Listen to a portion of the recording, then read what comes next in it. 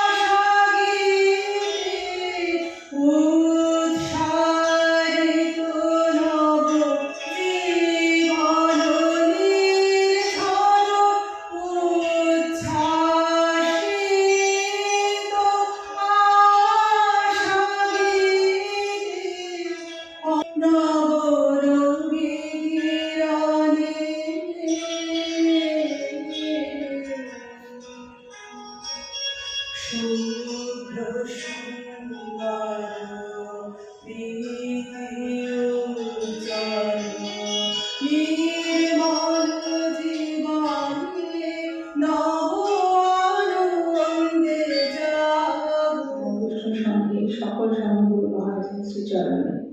আজকের অনুষ্ঠানের নাম আনন্দধারা। আমাদের এই আনন্দধারা অনুষ্ঠানটি মূলত একটি মানসিক মনস্তাত্ত্বিক বিষয় এবং রবীন্দ্র নৃত্য এবং তার মাধ্যমে কিভাবে থেরাপি করা যায় সেই বিষয়কে নিয়ে আমাদের ভাবনা। আসলে আমাদের ক্লিনিক্যাল ডিপ্রেশন, স্ট্রেস এই দুটো অসুখকে নিয়ে আমরা এগোচ্ছিলাম এই ওয়ার্কশপের মধ্যে, ক্লিনিক্যাল ডিপ্রেশন এবং স্ট্রেস, এবং তার সাথে কীভাবে রবীন্দ্র চেতনা, রবীন্দ্র সঙ্গীত এবং রবীন্দ্র নৃত্যের মাধ্যমে আমরা এই বিষয়গুলো থেকে মুক্তির পথ খুঁজতে পারি। মুক্তি পাওয়াটা অত সহজ বিষয় নয়, মুক্তির পথ খুলে যায় সেই চিন্তাভাবনাকে নিয়েই আমাদের এই ওয়ার্কশপ। আজকে আমাদের ওয়ার্কশপের ফাইনাল ডে। এর আগে আমাদের ওয়ার্কশপটি 4 দিন একটা ধারাবাহিকভাবে হয়েছে এবং তারই আজকে একটা অন্তিম পর্ব, সেখানে আমাদের আনন্দধারা আজকে সমাপ্তি অনুষ্ঠান বলা যেতে পারে। এই অনুষ্ঠানে রবীন্দ্র চেতনার সাথে একটা সাইকোলজিকে মেশানোর একটা কারণই হচ্ছে রবীন্দ্রনাথের অনেক গানে আনন্দ শব্দটি বা আরো অনেক শব্দ ব্যবহার হয়েছে, জীবনে সুখ, দুঃখ, শান্তি, যে কোনো অনুভূতি সবটাই তো রবীন্দ্র চেতনার মধ্যেই রয়েছে। আমার রবীন্দ্রনাথকে আশ্রয় হিসেবে পাই যে কোনো মানসিক পরিস্থিতির মধ্যে। তো সেইখান থেকেই আমাদের যখন মনে খুব সহজ করে বলতে গেলে ডিপ্রেশন হয়, অ্যাংজাইটি হয়, স্ট্রেস হয় বা অন্য কোনো অসুবিধা হয়, তখন অনেক সময় গান আমাদের খুব সাহায্য করে, রবীন্দ্র গান, রবীন্দ্র চেতনা, এবং কোথাও গিয়ে সেই চেতনার সাথে গানের সাথে রবীন্দ্র নৃত্য অঙ্গাঙ্গিভাবে জড়িত। মানে রবীন্দ্র নৃত্য তো রবীন্দ্র গানের মাধ্যমেই হয়। তো সেখান থেকে আমার মনে হয়েছে রবীন্দ্রনাথের যে আনন্দসূচক গান, মানে যেখানে আনন্দটাকে উনি বিভিন্নভাবে ব্যবহার করেছেন, আনন্দলোকে মঙ্গললোকে থেকে শুরু করে গহনিরন্ত্র অনন্ত আনন্দধারা, আবার আছে দুঃখ আছে মৃত্যু, সেই গানটাতেও আনন্দ আছে। আনন্দকে রবীন্দ্রনাথ যেভাবে দেখেছে সেই ভাবনা চিন্তা নিয়ে তার সাথে আমাদের মনস্তাত্ত্বিক বিভিন্ন অসুবিধা, সেইগুলো এই আনন্দের মাধ্যমে আমরা কিভাবে দূর করতে পারবো সেটা নিয়ে আমাদের ওয়ার্কশপ আজকের মূল বিষয়। কারণ আমরা খুব সহজভাবে বলতে গেলে যে কোনো ডিপ্রেশন, স্ট্রেস বা যা কিছুই থাকুক না কেন মনে আমাদের আনন্দটাই হারিয়ে যায়। মানে মানসিক অসুবিধা বা অসুস্থতা আমরা আমাদের আনন্দটুকু হারিয়ে ফেলি। তো আনন্দটাই আমরা জীবনে কিন্তু যে কোনো ভাবে খুঁজে চলি। এক একজনের কাছে আনন্দ এক এক রকম মানে নিয়ে আসে, কিন্তু মোটামুটি আমরা প্রত্যেকে আনন্দ এবং শান্তিতে থাকতে চাই। তো সেই থাকার প্রয়াসটা বিভিন্ন পথ হতে পারে, সবকিছু হতে পারে, সেটা নিয়েই আমাদের এই ওয়ার্কশপ আনন্দধারা। এবং আবারও আমাদের এই ওয়ার্কশপে যারা এসেছেন প্রত্যেককে অনেক অনেক শুভকামনা এবং শুভেচ্ছা জানাচ্ছি, এবং আবারও ঠাকুর মা এবং স্বামীজির শ্রীচরণে এবং আমাদের গুরু মহারাজের শ্রীচরণে ভক্তিপূর্ণ প্রণাম নিবেদন করে আমাদের আজকের ওয়ার্কশপটা শুরু করছি। নমস্কার। আমার নাম মৌ ভট্টাচার্য, আমি সাইকোলজিক্যাল কাউন্সিলিং ক্লাস জানি মজুমদার, আমি অর্থনৈতিক থেকে করছি বৃহস্পতিবার 8টা 10। নমস্কার, আমার নাম দুর্গা মন্দিরা, আমি চাইল্ড টিনেজ থেকে কোর্স কমপ্লিট করেছি মঙ্গলবার। নমস্কার, আমার নাম রচনা সেন, আমি চাইল্ড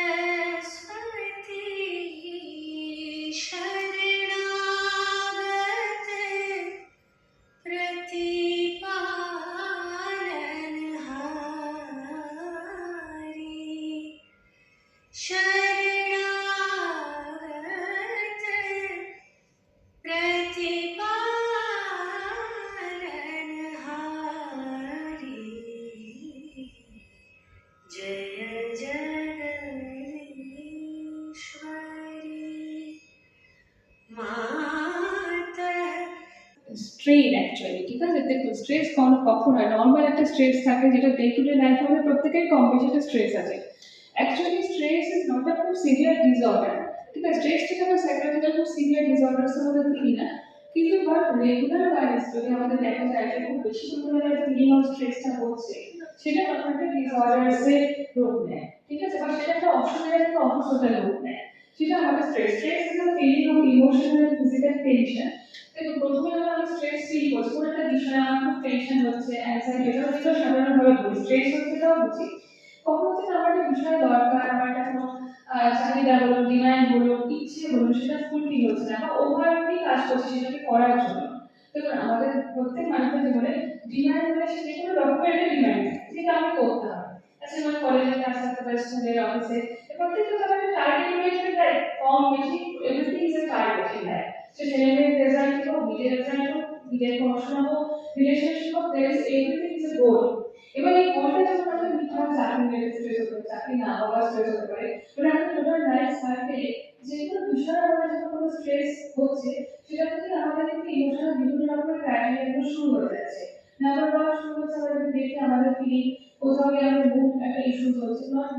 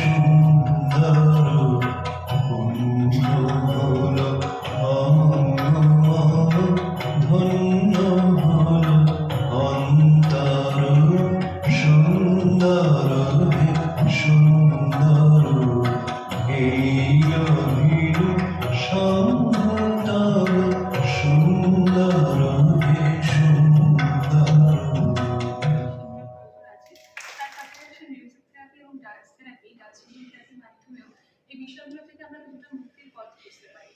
এবং রবীন্দ্র চেতনা, রবীন্দ্রনাথের ভাবধারা, সেটা তো একটা বিশাল ব্যাপ্তি এবং রবীন্দ্রনাথ আমাদের জীবনের আশ্রয়। তো সেখান থেকে সেই ভাবনা নিয়ে অ্যাপ্লাইড সাইকোলজির মধ্যে ক্লিনিক্যাল ডিপ্রেশনস এবং স্ট্রেস, এই দুটি বিষয়কে কেন্দ্র করে তার সাথে রবীন্দ্র চেতনা, রবীন্দ্রসঙ্গীত এবং রবীন্দ্র নৃত্যের মাধ্যমে কিভাবে থেরাপি করা যায় সেই বিষয়টাকে নিয়ে আমাদের এই ওয়ার্কশপ আনন্দধারা। আনন্দধারা নামটি রাখা হচ্ছে তার একটাই কারণ, জীবনে যখন ডিপ্রেশন আসে, অবসাদ আসে, স্ট্রেস আসে, অ্যাংজাইটি বা অন্য কোনো সাইকোলজিক্যাল ডিসঅর্ডার, তখন আমাদের মনে আনন্দটাই হারিয়ে যায় বা আমরা প্রত্যেকের জীবনে নানাভাবে আনন্দটাই খুঁজি। আর রবীন্দ্রনাথের প্রচুর গান আনন্দ দিয়ে গেছে। আনন্দটাকে রবীন্দ্রনাথ যেভাবে দেখেছে, সেই আনন্দ ভাবনাটাকে নিয়ে, সেই আনন্দ ভাবধারাটাকে নিয়েই আমাদের এই আনন্দধারা বাক্স। রবীন্দ্রনাথের গানের আনন্দকে নিজেদের জীবনের সাথে একাত্ম করে নেওয়ার প্রচেষ্টা। তবে রবীন্দ্রনাথের বিভিন্ন গানের পাশাপাশি আমরা ভক্তিমূলক গান, মূলত কীর্তনের কিছু গান ব্যবহার করছি।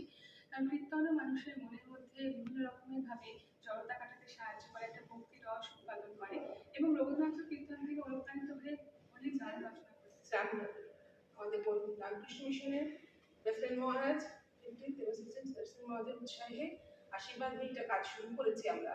মিশনের সাথে আমরা অনেকখানি যুক্ত। আর বই লিখেছিলেন উনি এটার বিষয় নিয়ে, আর অনেক বছর ধরে সেই বিষয়ে কাজ করছে, অনেক বেশি সুস্থ হচ্ছে, ভালো লাগছে, সেই জন্য এটার উপর আরো জোর দেওয়া হচ্ছে। এইটা নিয়ে একটা ক্লাস করানো হয়, অনলাইন ক্লাস হয়। তাছাড়া আমরা সারা বছরই নানান রকম অনুষ্ঠান করে থাকি, সেমিনার, ওয়ার্কশপ হয়ে থাকে। মিশনের সমস্ত অনেক সন্ন্যাসী আসেন আমাদের সমস্ত অনুষ্ঠানে। গানের কাছে আমাদের আমরা অনেকেই অনুষ্ঠানে অংশগ্রহণ করি, আমরা অনেকেই এখানে পড়াশোনা করছি, বিভিন্ন রকম ট্রেনিংয়ে আছি। Dance movement therapy, music therapy, এগুলো সম্পর্কে আজকে যেমন শুনলেন যে রবীন্দ্রনাথকে নিয়ে আমাদের চিন্তা ভাবনা, ম্যামের চিন্তা ভাবনা, এই সম্পর্কে আমরা আরও সমৃদ্ধ হচ্ছি।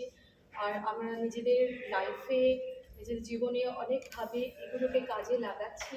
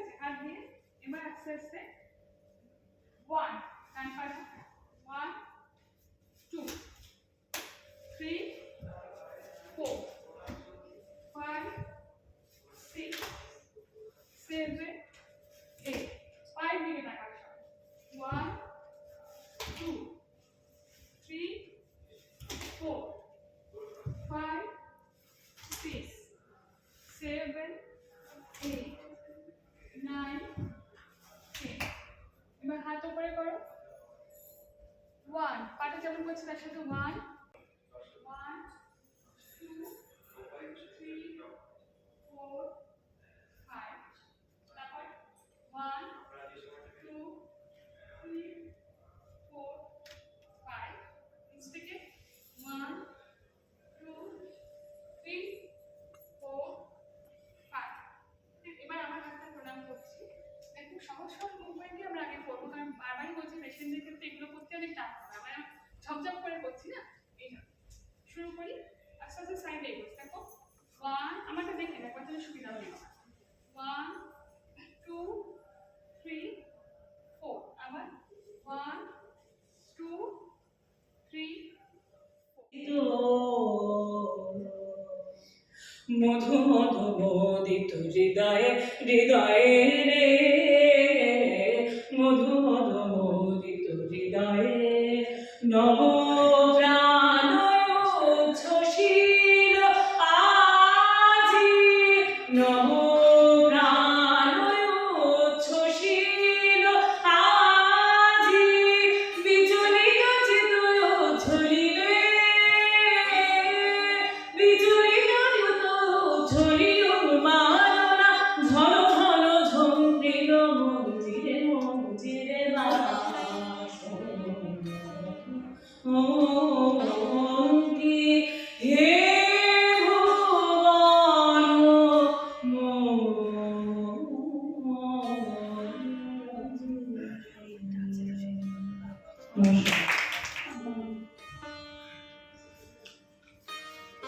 রাখি মুখার্জি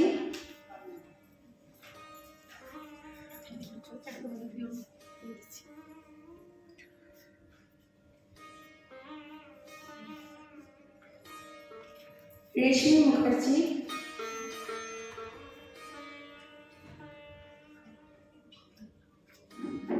শিল্পী চক্রবর্তী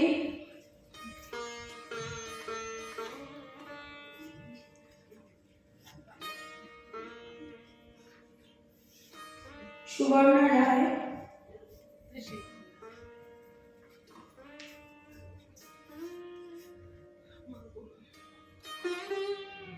সুকন্যা রায়চৌধুরী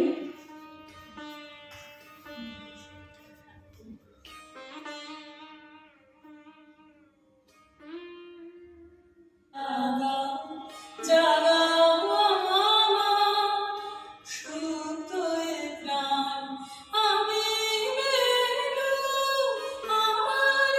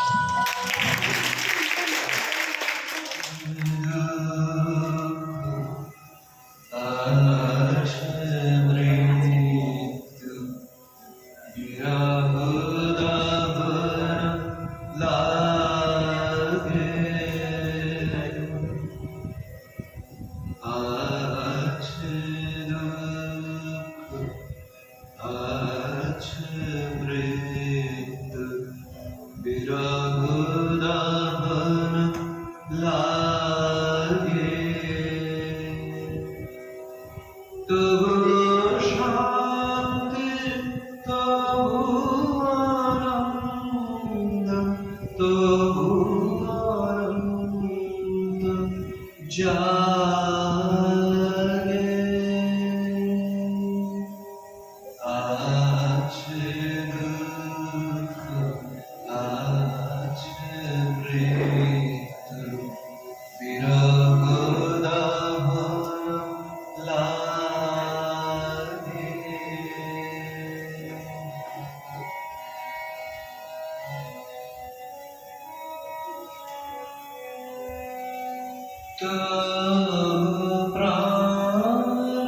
প্রাণিত ধারা ভাসে সূর্য চন্দ্র তারা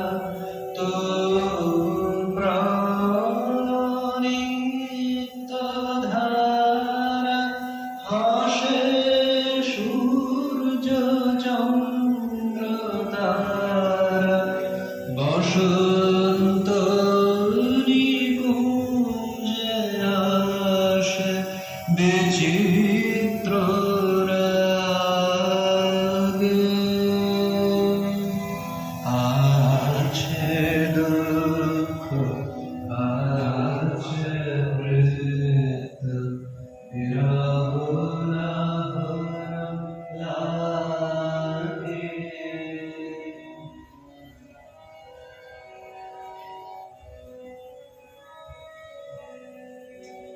তরঙ্গ মিলায় যায় তরঙ্গ উঠে কুসুম ঝরিয়া পড়ে কুসুম বুঝে নাহি ক্ষয় নাহি শেষ নাহি আদি লেশ নাহি ক্ষয় নাহি শেষ নাহি আদি লেশ সেই পূর্ণতায় মনস্থান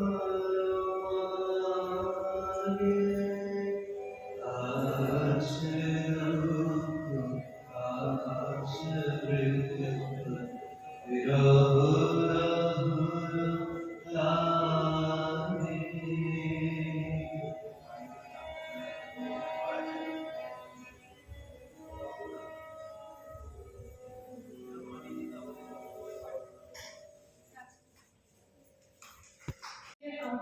আমাদের বইটা দেওয়ার সাথে আমাদের পাবলিশার মানে যে আশ্রম থেকে সরকারি রামকৃষ্ণ সেবাশ্রম থেকে বিবেকানন্দ সেবাশ্রম থেকে বইটি বেরিয়েছিল 2019 সালে।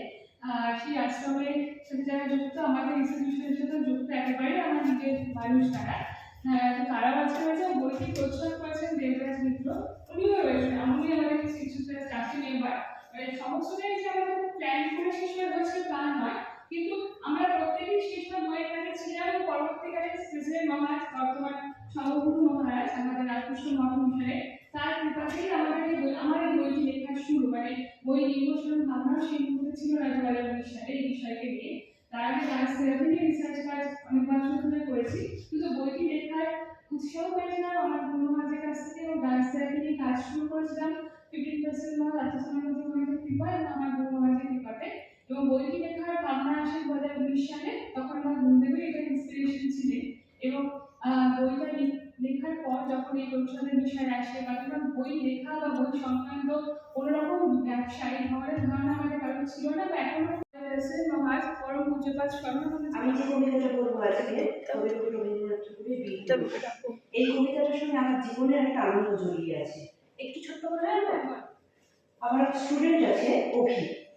অভি যখন ক্লাসে আসে অভিকে আমি জিজ্ঞেস করি, অভি তোমার কি ছিল? ও আমাকে বলে তোমার কি ছিল? ওকে যখন আমি জিজ্ঞেস করি তোমার ক্লাসে কি ছিল, ও আমাকে বলে তোমার ক্লাসে কি ছিল। বোঝা যাচ্ছে তো অভি কি কেমন বাচ্চা।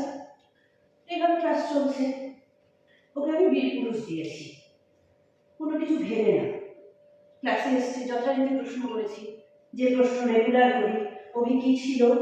অভি আমাকে বলছে ম্যাম বীরপুরুষ বীরপুরুষ, মানে এই কবিতাটা ওর মধ্যে এমন একটা ছাপ ফেলেছে, এই কবিতাটার নামটাও ভুলতে পারিনি। মানে ওই মুহূর্তটা আমার জন্য ভীষণ আনন্দের ছিল, ওর মায়ের জন্য যেমন আনন্দের ছিল আমার জন্য তেমন আনন্দের ছিল, সেই জন্যই আমি আজকে এই কবিতাটা বেছেছি। বীরপুরুষ, কবিগুরু রবীন্দ্রনাথ ঠাকুর। মনে করো যেন বিদেশ ঘুরে মাকে নিয়ে যাচ্ছি অনেক দূরে, তুমি যাচ্ছ পাখিতে বা চড়ে, দরজা দুটো একটুকু ফাঁক করে, আমি যাচ্ছি রাঙা ঘোড়ার পরে টগবগিয়ে তোমার পাশে পাশে, রাস্তা থেকে ঘোড়ার খুঁড়ে খুঁড়ে রাঙা ধুলোয় মেঘ উড়িয়ে আসে। সন্ধে হলো, সূর্য নামে পাটে, এলেন যেন জোড়া দিঘির মাঠে, ধু ধু করে যেদিক পানে চাই, কোনোখানে জনমানব নাই, তুমি যেন আপন মনে তাই ভয় পেয়েছ, ভাবছ এলেম কোথা, আমি বলছি ভয় করো না মাগো, ওই দেখা যায় মোড়া নদীর সোঁতা। লাইট আমাদের প্রাণ মন জেগে ওঠে। বসন্ত প্রকৃতিতে যে রূপ রং সুর ছন্দ রয়েছে, তার সাথে নিজের মনকে জুড়তে পারলে আমাদের মনের সকল দুঃখ যন্ত্রণা অনেকটাই বহে নিরন্তর অনন্ত আনন্দ ধারা, বহে নিরন্তর অনন্ত আনন্দ ধারা, বাজে অসীম নভোমাঝে অনাবিল, বাজে